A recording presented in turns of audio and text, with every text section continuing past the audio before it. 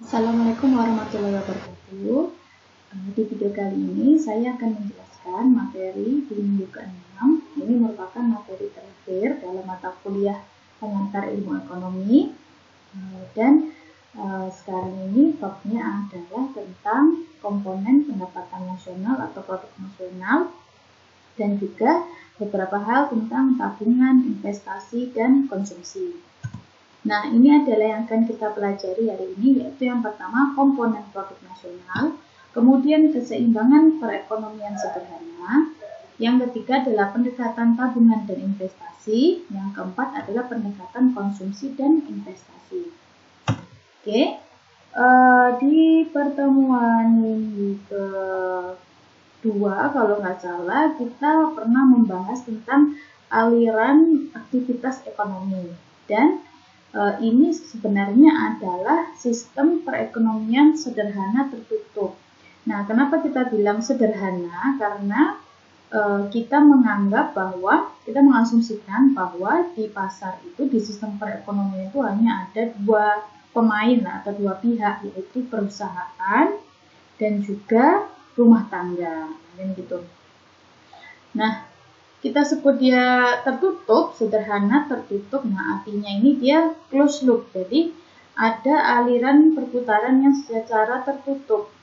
Nah, padahal kalau dalam sistem perekonomian yang terbuka, dia kan tidak hanya supply dan demand saja, tidak hanya permintaan, tidak hanya penawaran dan permintaan aja, tetapi juga ada ekspor, ada impor. Kemudian pihak-pihaknya tidak hanya perusahaan dan rumah tangga aja, tapi juga ada pemerintah, bank, dan lain sebagainya. Jadi yang kita pelajari di sini adalah sistem perekonomian sederhana tertutup. Bisa disebut sederhana karena kita mengasumsikan bahwa hanya ada dua pihak dalam sistem perekonomian ini. Kemudian dia disebut tertutup karena aliran penawaran dan permintaan ini closed loop ya, jadi secara tertutup, tidak ada ekspor, tidak ada impor. Nah, di minggu kedua kita belajar seperti itu. Nah, di minggu ini kita belajar tentang sistem perekonomian yang lain, yang sebenarnya itu ada pihak-pihak lain di luar perusahaan dan rumah tangga, yaitu ada pemerintah, ada bank, dan lain sebagainya. Kemudian juga sistem perekonomian yang lebih terbuka, ada investasi, ada ekspor, ada impor. Nah, ini berhubungan erat dengan pendapatan nasional. Jadi, bagaimana sih cara mengukur atau indikator kemakmuran suatu negara? Nah, itu yang akan kita pelajari di minggu ke-6 ini. Yang pertama, kita perlu mengenali dulu apa itu pendapatan nasional.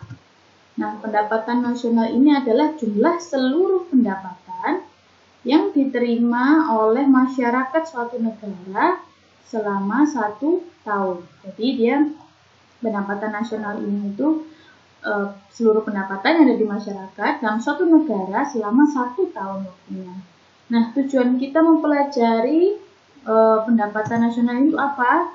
Jadi, supaya kita tahu kemampuan dan pemerataan perekonomian masyarakat dan negara, memperoleh taksiran yang baik tentang nilai barang dan jasa. Kemudian kalau manfaatnya, pasti kita bisa mengetahui struktur perekonomian suatu negara. Kemudian kita juga bisa membandingkan perekonomian antara daerah yang satu dengan daerah lain. Dan kemudian juga bisa dijadikan dasar perbandingan dengan negara lain. Jadi penting sekali bagi kita untuk mempelajari tentang pendapatan nasional. Nah, ada beberapa faktor yang mempengaruhi pendapatan nasional. Yang pertama adalah demand dan supply, permintaan dan penawaran. Ini yang sudah pernah kita bahas. Nah, di minggu ini kita akan bahas tentang investment atau investasi, kemudian konsumsi dan tabungan. Nah, ini yang akan kita bahas hari ini. Nah, kemudian ada beberapa cara untuk menghitung pendapatan nasional. Jadi, pendapatan nasional itu bisa dihitung dengan berbagai cara. Ya. Dan cara yang paling populer ada 6 ini. Nah, dari ke-6 ini yang paling sering kita kenal tuh mungkin GDP dan GNP. Yang paling sering kita dengar di koran ataupun kita baca berita di internet, yang paling sering dibahas adalah GDP dan GNP. Nah, apa bedanya? Di sini ya ada GDP, D, dan GNP, N. Di sini letak perbedaannya. Yang pertama GDP ya, Gross Domestic Product. Jadi domestik di sini kata kuncinya ya. Jadi dia jumlah produk berupa barang atau jasa yang dihasilkan oleh unit-unit produksi di batas wilayah suatu negara. Dalam perhitungannya termasuk juga hasil produksi dan jasa yang dihasilkan oleh perusahaan atau orang asing yang beroperasi di wilayah yang bersangkutan. Jadi misalkan ini suatu negara gitu ya. Suatu negara ini banyak produk-produk yang dihasilkan, baik itu oleh perusahaan dalam negeri maupun perusahaan asing. Nah, GDP ini kita menghitung jumlah produk yang dihasilkan dalam satu negara ini. Ya, tidak mempedulikan dia perusahaan dalam negeri ataupun luar negeri, yang penting dia terletak dalam satu negara, itu nanti kita hitung sebagai GDP. Jadi produk domestik bruto. Nah, kita hitung semuanya ini sebagai GDP. Nah, sedangkan GNP ya, produk nasional bruto. Jadi di sini kata kuncinya adalah nasional, berarti ya. Seluruh nilai produk atau jasa yang dihasilkan masyarakat suatu negara. Jadi masyarakat suatu negara ya, kata kuncinya di situ. Kalau yang ini tadi kan wilayah. Nah, kalau di GNP adalah masyarakat suatu negara. Biasanya dalam waktu 1 tahun, termasuk di dalam barang dan jasa yang dihasilkan oleh masyarakat negara tersebut yang berada di luar negeri. Jadi misalkan ini wilayah Indonesia gitu ya. Di sini masyarakat Indonesia menghasilkan produk dan jasa. Kemudian di negara lain, misalkan di Malaysia, ada masyarakat Indonesia juga yang menghasilkan barang dan jasa. Nah, maka jumlah dari produk barang dan jasa yang dihasilkan baik di Indonesia maupun di Malaysia itu sebutannya adalah GNP. Karena yang dihitung adalah, yang dimasukkan perhitungan adalah barang dan jasa yang dihasilkan masyarakat suatu negara. Meskipun dia berada di luar negeri sekalipun, itu tetap masuk ke dalam GNP. Nah, ini jadi dua perbedaan mendasar dari GDP dan GNP. Kalau GDP itu berdasarkan wilayah suatu negara, jadi misalkan ini negara Indonesia, di dalamnya ada banyak perusahaan, baik perusahaan asing maupun perusahaan dalam negeri, semuanya dihitung. Sedangkan kalau GNP nasional, nah berdasarkan masyarakat suatu negara. Jadi misalkan orang Indonesia punya perusahaan di luar negeri, itu nanti akan masuk ke perhitungan GNP. Nah, GNP sendiri rumusnya adalah GDP dikurangi dengan produk neto dalam negeri. Potong ya ini. Nah, apa-apa. Kemudian, sedangkan produk neto sendiri itu apa? Jadi jumlah barang dan jasa yang dihasilkan oleh masyarakat dalam periode tertentu setelah dikurangi penyusutan. Jadi kita tahu kalau misalkan kita beli barang ataupun kita beli jasa, maka akan terjadi penurunan atau depresiasi ya dari nilai barang dan jasa tersebut. Jadi misalkan kita beli laptop gitu kan, kita beli dulu 10 juta. Kemudian seiring berjalannya waktu selama 5 tahun, nilainya akan terdepresiasi jadi hanya 3 juta. Nah, jadi kalau produk neto itu adalah jumlah barang dan jasa yang dihasilkan setelah dikurangi dengan penyusutan. Nah, cara menghitungnya adalah NNP sama dengan GNP dikurangi dengan penyusutan.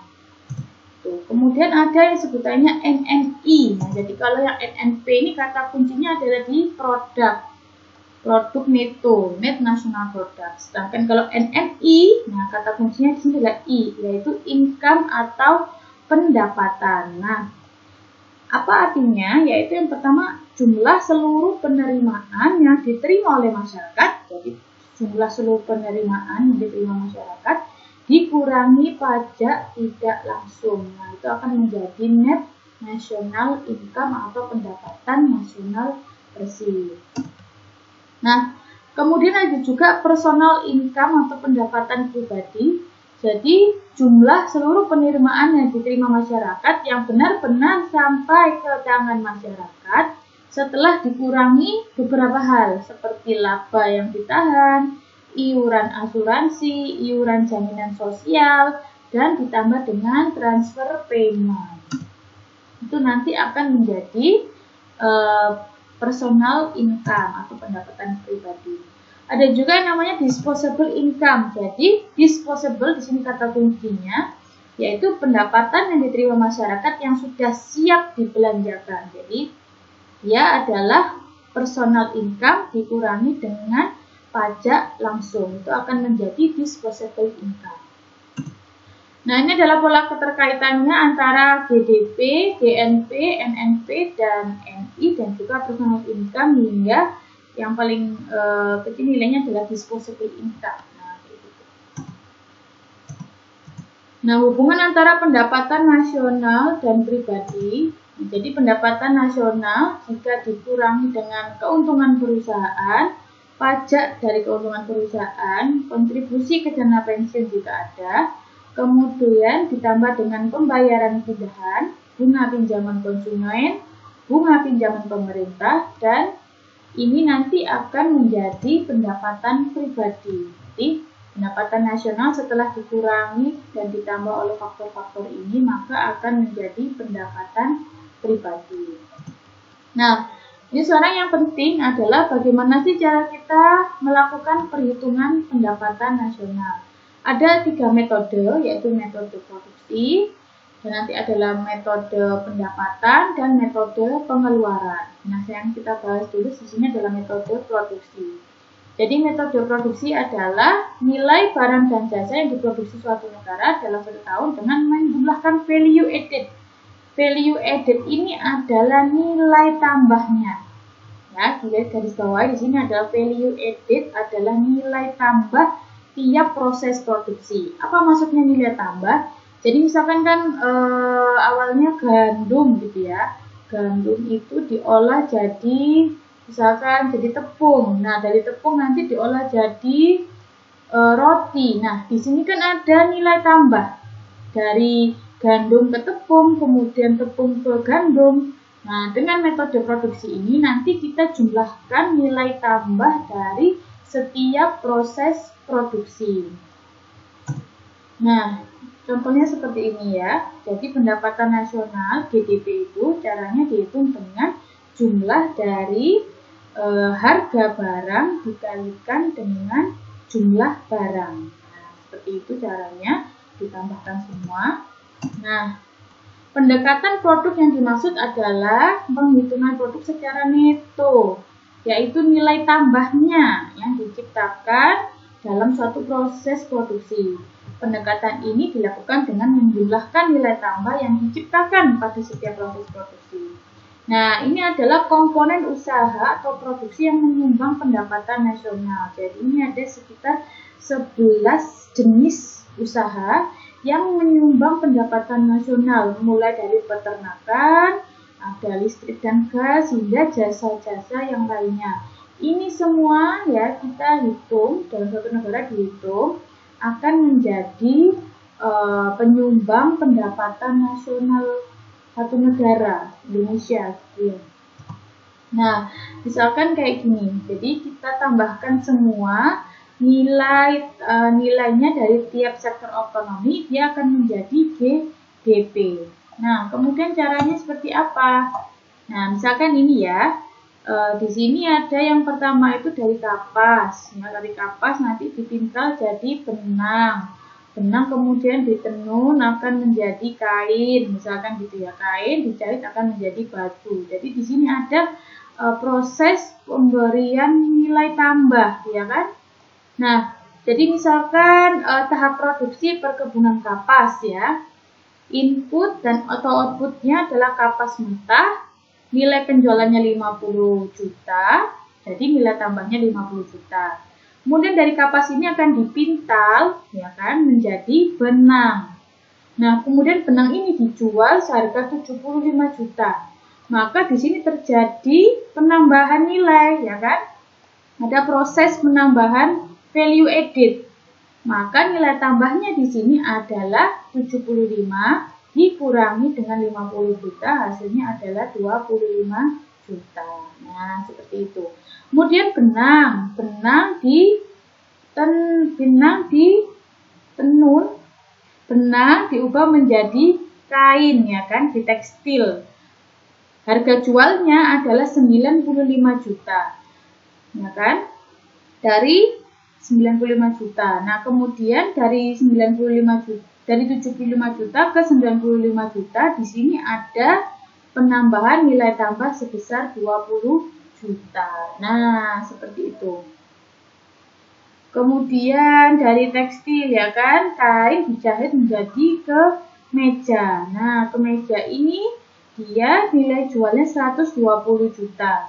Dari 95 ke 120 juta terjadi penambahan sebesar 25 juta. Nah, inilah nanti yang ditambahkan. Jadi nilai tambahnya. Nah, ini adalah metode produksi, adalah cara dengan menambah atau menjumlahkan nilai tambahnya. Nah, seperti itu. Kemudian metode yang kedua adalah metode pendapatan. Jadi kita jumlahkan semua pendapatan dari faktor-faktor produksi. Apa aja faktor produksi? Kita sudah pernah bahas ini kalau nggak salah di minggu ke-1 atau kedua. Ada manusia, modal, tanah, dan keterampilan. Jadi kalau tenaga kerja nanti dia akan menghasilkan upah. Kalau modal nanti dia akan menghasilkan bunga. Tanah nanti akan menghasilkan uang sewa, dan keterampilan nanti bisa menghasilkan laba atau profit. Nah, dengan metode pendapatan, ya kan, kita jumlahkan semua pendapatan dari faktor-faktor produksi. Jadi Y di sini adalah pendapatan nasional, ya kan, yaitu merupakan penjumlahan dari upah, sewa, bunga, dan juga laba. Kita jumlahkan seperti biasa. Jadi misalkan ini ya, contoh soalnya dengan metode pendapatan.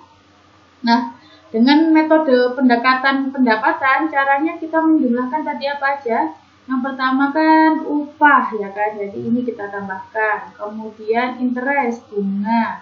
Kemudian sewa, kemudian profit. Ya, ada 4.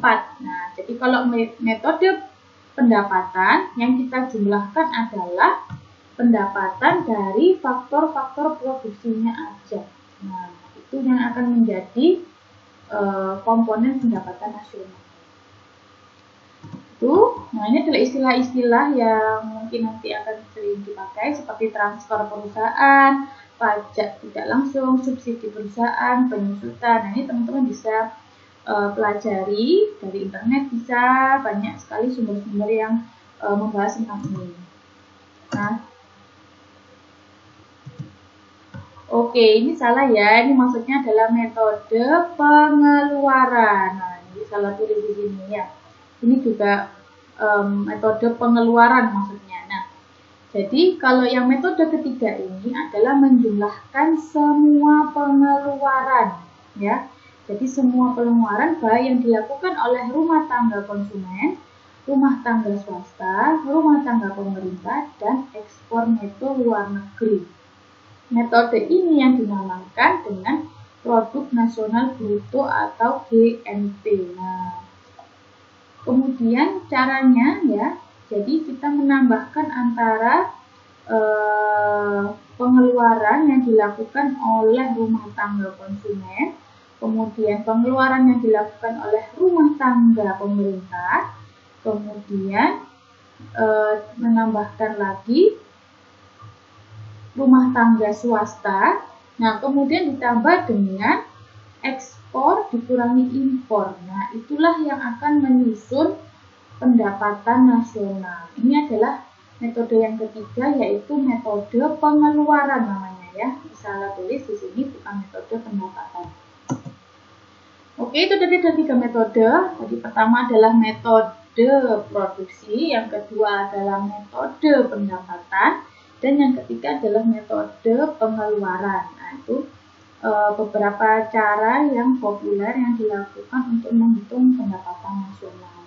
Nah, di sini kita nanti juga kenal selanjutnya ini istilah ya, sebuah istilah tentang marginal propensity to consume. Jadi apa itu maksudnya?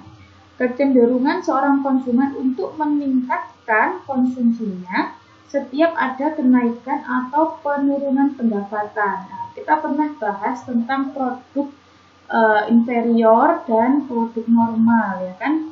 Ketika ada peningkatan pendapatan, maka permintaan terhadap barang inferior menurun.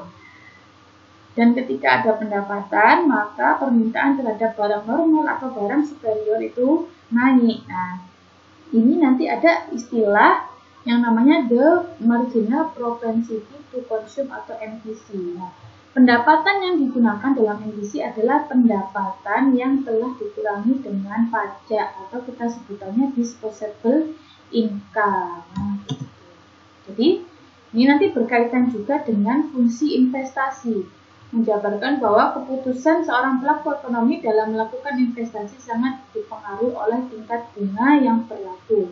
Terdapat dua jenis bunga, yaitu nominal interest rate dan real interest rate. Nah, ini sekedar pengenalan aja, nanti kita akan bahas lebih lanjut tentang bunga dan investasi itu di mata kuliah ekonomi teknik. Nah, itu nanti dia satu mata kuliah akan berbicara tentang itu semua. Kemudian ada juga yang namanya berkaitan juga dengan pengeluaran pemerintah atau government purchase. Nah, pengeluaran pemerintah akan sangat dipengaruhi dengan pendapatan yang diterima pemerintah. Nah, pemerintah ini kan dia dapat pendapatan itu bisa dari pajak, teks, ya kan, kemudian dari eksporan dikurangi dengan impor itu tadi. Nah, jika tercipta kondisi G sama dengan T, yang artinya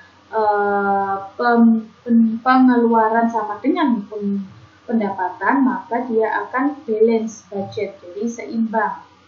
Tapi ketika pengeluarannya lebih besar daripada pendapatannya, maka dia akan budget defisit. Artinya pemerintah mengalami defisit. Kemudian jika pengeluaran itu lebih kecil daripada pendapatan yang diterima oleh pemerintah, maka sebutannya adalah budget surplus. Nah,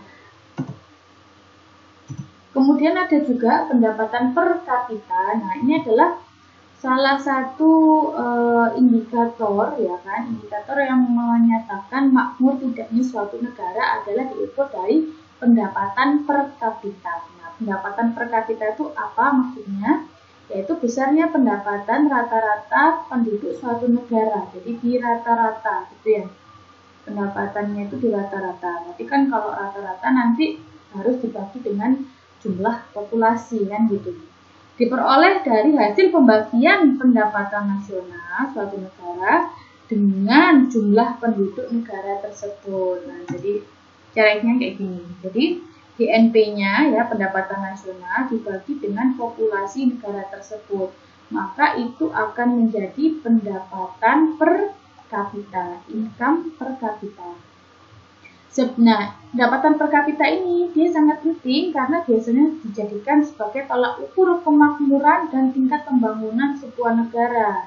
Semakin besar pendapatan per kapitanya, maka semakin makmur negara tersebut. Nah, di sini adalah kuncinya, ya. Kalau semakin besar pendapatan per kapitanya, maka negara tersebut bisa disebut makmur. Nah, oke. Sekian dulu materi hari ini. Semoga bermanfaat. Wassalamualaikum warahmatullahi wabarakatuh.